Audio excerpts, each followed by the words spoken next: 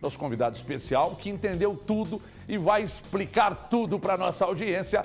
Brincadeiras à parte. Ô, Gabs, tudo bem, Gabs? Você entendeu alguma coisa e o que você entendeu, explica pra gente, porque eu achei bem difícil, porque eu ouvi pelo rádio, né? Você falar de muitos números, de muitas coisas pelo rádio é mais difícil ainda, Gabs. Fala, Gabs! HG, boa tarde pra você. Eu confesso também que quando entra muito no detalhe do número, fica confuso porque fala de dinheiro indo pra cá, CRI, CRA, muita sigla, mas a gente tá aqui pra poder, né, elaborar melhor o que são essas siglas que confundem o torcedor. Tem LFF, Libra, o que mais? Tem SAF, tem Selic. Então vamos começar falando de SAF, né, que é o assunto principal da coletiva. Bruno Musi destacou vários temas, elucidou muita coisa aqui, inclusive sobre como fica a composição da SAF, né? Afinal de contas, vão ficar 75% das ações para a Sociedade Anônima do Futebol e apenas 25% para a associação, ou seja, o clube, o anterior. Bom, o que mais foi elucidado aqui? Sobre o processo da SAF, HG. Muita gente pergunta pra gente, o Galo não ia fechar com o Grupo City, e o Grupo Fenway, o que aconteceu? Bom, agora uma pedra é colocada nesse assunto, foram apenas consultas e a ideia era fazer do Atlético um clube formador, ou seja, os jogadores fariam um estágio aqui, quem era da base, seriam utilizados para serem levados depois para a Europa. Como a ideia do Galo é brigar por títulos, não era uma proposta interessante, morreu lá no começo. Peter Grieve deu um problema na captação do recurso e por isso acabou que quando deu esse problema, HG, era tarde demais e as dívidas tinham se amontoado muito e por isso acabaram optando por uma SAF mais local com empresários daqui de Minas Gerais, né, que estão envolvidos com o Galo, que torcem para o Galo e tudo mais. Bom, o que mais aqui a gente pode falar que teve de importante tem a ver com Libra e LFF. Para Bruno Musi, ele explicou aqui que no momento que assinou, né, o contrato com a Libra, o Galo deixa de ganhar cerca de 100 milhões de reais, mais de 100 milhões de reais. Mas, no entanto, se for contabilizar o quanto que o bloco da Libra representa, nos direitos de imagem, que dá cerca de 1,5 bilhão de reais, o Galo, segundo ele, em até 3 anos, pode tirar essa diferença e depois fecha no verde, né? Vai ficar no lucro nesse ponto porque fechou num grupo que recebe mais direitos esportivos, HG. Tem muita coisa interessante, teve também, ele revelou quanto que o Galo deve gastar com contratações, que é inclusive um assunto difícil para o programa, porque deve ser cerca de 40 milhões de reais em transações, HG. Não é um valor muito grande, o Repsol aqui, né? Todo mundo aqui conhece. Inclusive até fez para euros, fez a conversão, dá cerca de 7 milhões de euros apenas. Mas acho que o principal, inclusive, vamos fazer valer agora a tese do Valu, que falou que se a diretoria viesse a público e reconhecesse os erros do processo, o torcedor ia apoiar. E não é que o Bruno Musi reconheceu alguns tropeços nesse processo? Roda aí, Andrezão, o que o Musi falou. Mas assim, havia-se previsto, né, que fosse o shopping entraria, que a gente conseguiria abater as dívidas, e nada disso foi de fato executado, não foi possível. Os juros subiu muito rapidamente, né, a Selic subiu muito rapidamente, isso caiu igual uma bomba aqui dentro. O clube de futebol, a gestão de receita não é uma gestão fácil, né?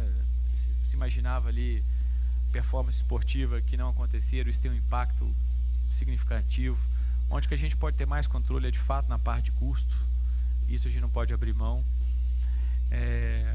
Então assim, muito foi dito lá atrás e tal, mas muitas das coisas de fato não aconteceram e eu acho que é isso que a gente não pode deixar acontecer para trás e assim, vocês podem me cobrar muito na questão de custos. A questão de receitas, sempre haverão premissas de performance, de que consegue fazer, mas se a gente conseguir manter esses custos dentro de uma razoabilidade, conseguir gerir esse custo de forma mais eficiente do ponto de vista de performance esportiva, eu acho que a gente consegue dar um passo à frente ali realmente, né? Esse ano de 24, pra você ter uma ideia, é um ano que, embora a gente planeje o crescimento de receita, e é o primeiro ano que a gente vai ter de fato receita de transmissão entrando no caixa, porque até então estavam todas descontadas. Pois é, HG, esta é a situação do Galo e tudo isso e muito mais, né? Inclusive sobre a coletiva de imprensa, participação de torcedor que está nos planos, mas não está efetivamente no papel, a criação de um comitê para os torcedores participarem e saber o que está acontecendo na SAF. Tudo isso está somente nos planos, não no papel ainda. Tudo isso e muito mais agora no Donos da Bola. Me despeço de vocês, um abraço. Ô Gabriel, em primeiro lugar, eu queria mais uma vez destacar aqui o quanto isso é bom. o quanto você é bom profissional. Você foi aí, você entendeu. Cadê? Me dá o Gabriel aqui, que eu gosto de falar olhando para ele. Primeira vez que você apareceu na televisão, eu estava com você, tecer elogios, porque quem é bom faz ao vivo. Né? O Faustão já meteu essa, né? Quem sabe faz ao vivo e você sabe. Você foi aí, da forma que você explicou, e dentro do que você entendeu, ficou meio que mastigado para quem está em casa. Então, te parabenizar, primeiro pelo trabalho, segundo pela forma de conduzir a explicação e tal. E gostaria, viu, de quando estiver por aqui, que você venha para o estúdio para a gente falar mais do que você, aí de perto, e tendo acompanhado toda a coletiva, você possa destrinchar isso para a gente aqui mais de perto também. Parabéns mais uma vez. Acredito que seus pais estão assistindo agora, orgulhosos de você, que você é um baita de um moleque bom de serviço. Não abandona a gente para ir para outro projeto, porque em outros projetos você vai ganhar um pouco mais de dinheiro, mas você não vai ser feliz como aqui. E outra coisa, em outros projetos você não tem Elton, Thiago Fernandes, Valu, eu, Jeves, André, a turma do suíte, a turma da redação. Ou seja, vai ganhar dinheiro, mas não vai ser feliz. Fica quieto aqui, viu? Não aceita a proposta de ninguém não, porque os outros é tudo ruim. Obrigado, um beijo no seu coração, que você é bom demais. Ô Jeves. Oi. Vamos por parte, vamos esquartejar o que nós acabamos de receber do Guedes. Em primeiro lugar, eu acho que você também sentiu, o Bruno Musi me parece esgotado. Ai, mas agora vocês são sommelier de comportamento, de fisionomia, de feição. Me parece estar esgotado com isso. E quando ele disse ali, isso não foi possível fazer, e etc, etc, muito do que o torcedor do Atlético cobra é porque a expectativa e o que traziam de informação gerou na torcida uma expectativa de que, 23, o maior time do continente, ganhando tudo, e a coisa não caminhou para isso. Ou seja, nós temos de um lado o Cruzeiro, nós temos de um lado o Cruzeiro que desde o início está assim, tá foda, cada gaveta que abre aqui é um problema, vamos lutar contra o rebaixamento, a coisa tá muito difícil, não temos dinheiro para contratar, o que vocês querem, o que nós merecemos, o que vai fazer a gente lutar por títulos, etc. Essa é a realidade. Do outro lado, eu já recebi de informação que agora é para arregaçar, vamos arrebentar, o continente vai parar para ver, e etc, etc. Só que o caminho foi apontando para tudo isso que o Musi acabou de dizer ali, ou seja, bem diferente do que projetado. Boa tarde. Boa tarde, Everton. Boa tarde, amigos e amigas aí. É o seguinte, cara, realmente é muito nítido, né, que o Bruno Musi ele está esgotado, é muito nítido que ele está abatido. Tive a oportunidade de entrevistar ele na semana passada, foi uma das primeiras entrevistas que ele fez, inclusive. O tom estava diferente, o astral estava diferente. A gente percebe que com o caminhar dos dias, à medida que se avizinha a votação da SAF, essa tão importante votação na história do Atlético, algumas pessoas falam que inclusive é o dia mais importante da história do Atlético desde 25 de março de 2008. Então, cara, me preocupa bastante essa mudança de rota, mas principalmente a mudança no discurso. Eu acho que uma vez que você começa a fazer promessas, que chega às rádios, às televisões e começa a falar algumas coisas que de fato você vê que não estão acontecendo e que não vão acontecer, mas nem pelo menos chega e tenta fazer uma meia-culpa, faz, como você falou, uma espécie de coletivo, uma entrevista, amacia, explica que não deu certo, fala que teve erro no planejamento, sabe? Transparência. Falta muito transparência, mas falta demais. E a torcida do Atlético já está esgotada com isso também, né? Então, por isso que o que para muitos era simpatia, para muitos era ali um carinho com as pessoas que dirigem o Atlético hoje, o sentimento se transformou, né? Hoje essas pessoas, elas, em muitos lugares, em muitos pleitos por aí, já são pessoas não gratas. Muitas pessoas já questionam caráter, já questionam outras questões que vão até nos âmbitos pessoais desses indivíduos. Então, eu acho que essa mudança de discurso é o que mais prejudicou toda essa situação. Não ter tido aí a hombridade de fazer essa meia-culpa, não ter tido ali a coragem de colocar a cara e de não usar testas de ferro, não usar escudos para poder aí amaciar os erros que tiveram, os tantos erros que tiveram nessa gestão.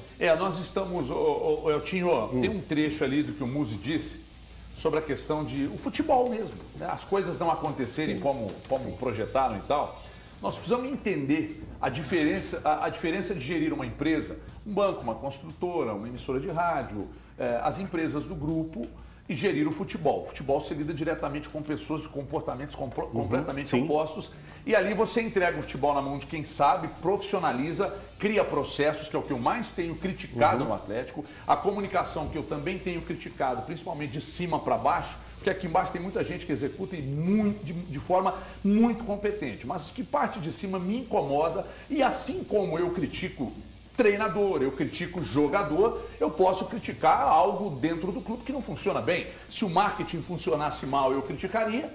A gente critica, por exemplo, por vezes a questão, a direção de finanças do Atlético. Então eu posso também falar sobre... Eu acho que a comunicação erra muito. Mas erra muito principalmente porque gera uma expectativa muito grande, talvez até atendendo a uma demanda, gera uma expectativa muito grande e o torcedor espera que as coisas aconteçam, só que você está lidando com pessoas, comportamentos diferentes, é gente, não é máquina, é gente, não é número. Então tem que entregar para quem entende, profissionalizar os processos e do lado de cá cuidando das outras pessoas. E essas pessoas que estão aqui em cima no processo de gestão se envolverem o mínimo possível no futebol, porque por vezes atrapalha. Você entrega o futebol para algumas pessoas, elas tentam implantar alguma sistematização aqui de trabalho, mas aqui de cima vai chegando coisas que acabam demandando um processo mais difícil, porque as decisões vêm contrárias ao que foi trabalhado aqui embaixo. É muito problema, mas me parece que muito do que não aconteceu porque os resultados do futebol também não aconteceram. Também, mas vamos lá. Primeiro, a gente está cobrando já há um bom tempo a questão da transparência dentro do Atlético. Por que uma coletiva desse nível, dessa proporção, junto com vários jornalistas, com diferentes rádios, TVs e portais, não aconteceu já há mais tempo? O que estava esperando para acontecer algo desse porte? E quando eu escuto do Bruno, ele falando a respeito de que não esperava aumento de juros, não esperava o baixo rendimento da equipe, gente, estamos trabalhando com isso o tempo todo. Muito me assusta um cara do gabarito dele chegar ao ponto de falar algo que não esperava algo desse ponto. É lógico que tem que trabalhar com esse tipo de expectativa. Não tem como não trabalhar com isso, principalmente, eu nem vou falar de juros, de números, porque eu não entendo nada dessa parte, eu não sou economista, mas eu vivo o futebol a minha vida inteira. Então isso a gente já podia esperar que fosse acontecer, principalmente com as situações que o Atlético vem vivendo desde a temporada passada. A gente volta lá no início da construção do ano de 2022, com a dificuldade com o treinador. Como que foi buscar esse treinador? Foi buscar lá a 7ª opção, a 6ª opção. Depois veio o Cuca, que não acerta o time. Os jogadores que renderam em 2021 não renderam em 2022. Aí veio o ano de 2023, mais problemático ainda, estava tudo na cara de vocês. E aí tem uma outra questão que eu acho que a gente vai trabalhar, discutir essa outra parte da entrevista, que é quando ele fala a respeito dos números de investimento que o Atlético vai ter na próxima temporada. Que eu já acho ainda que o Atlético não está dando os passos para trás em relação ao buraco que o Atlético acumula de dívidas. Gente, a gente tem que lembrar que o Atlético hoje é o time mais endividado do continente. E aí, vai diminuir a folha, vai passar de 18 para 16. É isso que tem que ser feito? É isso mesmo? E o outro, investimento que vai ser feito de 40 milhões. Como o Gabriel trouxe muito bem aí, que o Rap pegou e fez essa alteração, essa... Posso rodar o que você acabou de falar? Pode sim. Põe aí, André, roda aí o que o Muzi falou, para só subsidiar o Elton aqui. Eu falei muito daqui do investimento de jogadores, aqueles 40 milhões, né? E como é que isso é composto, né? Quando você compra um jogador, você tem duas maneiras, basicamente. Você paga um direito de transferência caro e consequentemente, esses jogadores são jogadores mais novos, quando você paga isso, e você tem um salário talvez um pouco menor, luvas menores, etc. Então, vamos supor que você tem um jogador que custou 100, num período de 4 anos. Vamos pensar. E uma outra maneira, que foi a maneira que o Atlético seguiu principalmente nesse último ano, que você praticamente não paga nada por um jogador do direito de transferência, mas você tem um investimento, né, de luvas, de salários altos, de comissão, que no mesmo prazo de contrato ele custa o mesmo 100, só que um jogador mais novo, o outro um jogador mais velho. A gente conseguiria fazer os jogadores mais novos sem dinheiro? Era muito difícil de ser feito. Hoje, com a SAF, a gente tem um pouco mais de flexibilidade dentro desses valores, mas vai ser dentro desse valor. Eu vou respeitar esse valor ao máximo. Bom, então a gente pretende, de fato, ter um equilíbrio maior. Mas o que eu acho que é mais importante, o que é a minha visão? Essa é a minha visão, tá? A gente precisa ter um equilíbrio de distribuição dos jogadores. A gente precisa ter jogadores abaixo de 20, jogadores até 24, jogadores de 24 a 29, jogadores de 29 a 34 a 33 e acima de 33. Hoje nós estamos com um elenco super competitivo, embora jogando bem ou não, é um elenco competitivo a nível de Brasil, mas com talvez mais de 50% do elenco acima de 30 anos. Que isso dificulta, de fato, a venda de jogadores, que é uma linha importante de receita. Uma pitadinha aqui e passar a bola logo para vocês. Ele fala aí a respeito dos 40 milhões que seria investido no Atlético na próxima temporada para contratações. Só para deixar o torcedor ciente dos números, dos valores, em 2021 o investimento que o Atlético fez para formar aquele time que foi campeão em 2021 foi algo próximo de 220 milhões. 60 contratando e 120 em vendas, isso, não? 220 investimento entre 2020 e 2021. Sim, entre 2020. Entre pegando Sampaoli ali e tal. O time de 2021 ele não foi montado em 21, foi montado em 20. O investimento entre 20 e 21 foi de 220 milhões. Acho que 21 só veio o Nath e o Hulk, né? Não, 20... foi isso. E o Diego Costa. Ah, mas o Diego Costa mas veio. Mas de graça que ele falou. E é valor. valor. Aí o Bruno também, só para levantar a bola para vocês, ele falou a respeito de jogadores que vêm de graça. Ninguém vem de graça. Enfim, são essas situações que ainda eu acho o Atlético mas sabe o que é o bem problema, obscuro. No Atlético eles têm vindo de graça, o Atlético está pagando ninguém, cara. O Júnior Alonso voltou aqui e o Atlético não pagou o empréstimo dele pro Krasnodar. Ele veio por empréstimo. O Atlético não pagou o empréstimo. 1 milhão, né, então Thiago? ele veio de graça, né? Deu 200 mil euros. O Paulinho chegou por empréstimo nesses 6 primeiros meses para depois assinar em definitivo. O Atlético não pagou esse empréstimo ao Bayer Leverkusen. O outro é o Bruno Fux, também chegou por empréstimo do CSKA Moscou. O Atlético também não pagou esse empréstimo ao CSKA Moscou. Então, no Atlético, os caras estão vindo de graça mesmo. É diferente, né? Patrick tá devendo lá o São Paulo, por exemplo. Mas também, quando ele tenta explicar isso, lógico que isso aí é um puxão de eu orelha. acho isso um absurdo. Sim, você tá dando puxão de orelha. Eu tô dando puxão de orelha, eu acho absurdo. Eu tô brincando isso. Não é brincadeira, você tá falando sério, é um puxão de orelha. Assim, eu tô brincando que no Atlético os caras estão vindo de graça, porque é um absurdo não isso. Não tá sendo pago. Não pode acontecer isso, cara. Agora vem cá, como que você vai montar um elenco de folha salarial de 16, é contraditório para mim, de 16 milhões para tentar brigar na cabeça, mas o seu investimento vai ser de 40 milhões de reais, que não dá 7 milhões e meio de euros. Eu acho contraditório, por quê? Porque o atual elenco, ele não é nem G10, ele é G12, ele tá no 12, ele é o 12º colocado. Então esse atual elenco, que é de uma folha salarial de 18, 17, porque diminuiu algumas coisas, ele não está brigando na cabeça, ele está brigando na metade, na parte de baixo da tabela. Então são coisas para o torcedor pegar e ligar um sinal de alerta, que para mim está muito complicada a situação do Atlético. Valu, tem uma questão que me chama a atenção também, que é o seguinte, ele falou de um investimento de 40 milhões no ano que vem. 40 milhões. O torcedor fica preocupado quando ele escuta o Elton dizer sobre o investimento feito entre 20 e 21, que levou o Atlético, inclusive, a ganhar tudo em 21, ou quase tudo. Aí o torcedor fica com o pé atrás. Mas nós precisamos entender, Valu, que SAF está entrando no Atlético para salvar um clube que está no cadafalso. A SAF não está vindo para transformar o Atlético num grande, a curto prazo, num time para brigar na cabeça. Como é que você está vendo todo esse movimento e essa mudança, principalmente na questão do investimento para o próximo ano e tanta dificuldade apresentada ali pelo Musa? Boa tarde, Everton. Boa tarde para os amigos. A questão é a seguinte, né? Talvez, e aí eu tô com o Elton, assim, na questão dos números, longe de ser a minha praia, mas talvez o planejamento, né? Depois de 2 anos acelerando com relação ao futebol, 20, 21, 22 fosse um ano de trazer um pouco mais para a realidade esta questão financeira do Atlético, porque em algum momento o choque de gestão vai ser mais agressivo do que seria necessário, né? E aí o torcedor, olha só o que está acontecendo. No ano da inauguração da Arena MRV, que se a gente pegar 2 anos atrás, o que era falado para o torcedor atleticano deste momento e deste ano 2023 já não vai poder ser, digamos assim, entregue.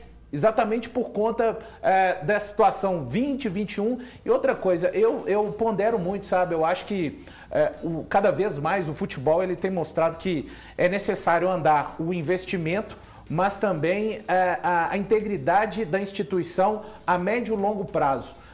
Eu acho que as pessoas que pegaram o Atlético olharam apenas para o lado do futebol e se esqueceram de olhar uma parte muito importante para você continuar tendo crédito na praça, que é o fato do pagamento de dívidas. E, na verdade, o que a gente viu e vê ainda hoje em dia são o pagamento não das dívidas, mas dos juros dos empréstimos, né? Então, acho que falta um balanceamento melhor nessa gestão do financiamento. A gente vai continuar falando desse assunto. Antes de eu só